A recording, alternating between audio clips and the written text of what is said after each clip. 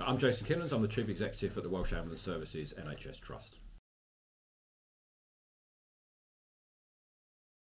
Well, I think there's a number of things that we've put in place across winter to support our response to communities and get to patients as quickly as we can. Perhaps two that I'd draw out: we've doubled the size of our clinical support desk, so this is where clinicians, paramedics and nurses provide advice over the telephone, and later this year using video technology too, to avoid the emergency ambulance being sent. So for less serious calls where we can provide advice and close the episode of care in community, we're doing much more of that, up to about 15% of our total calls each day we're now closing by way of consult and close. That's the advice over the phone.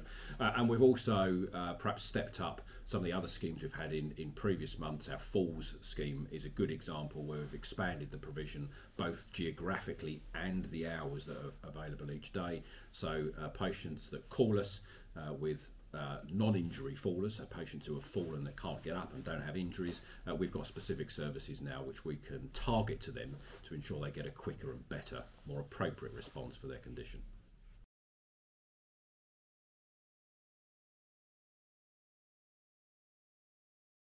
Well, falls are a big type of work that we see every day and across the year.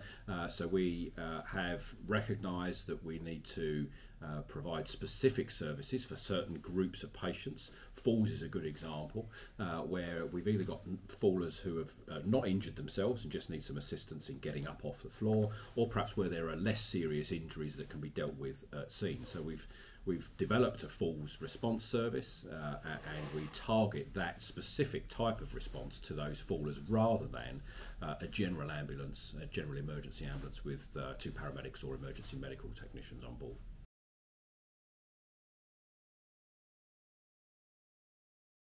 Well, look, I mean, I think that the starting point would be if a care home is not sure, they should call 999 and we can, of course, provide advice over the telephone. But projects such as that, which we've developed with Winncare Health over the last 3 years, with lifting aids and the I Stumble application for smartphones and tablets, which enables care home staff to assess the patient, the client, to see whether they do need an emergency ambulance, would be a good starting point. So my advice for care homes would be check out the I Stumble app, check out products such as those available from Winncare Health for lifting patients up off the floor. But if you're not sure, of course, call us and we'll provide advice over the phone.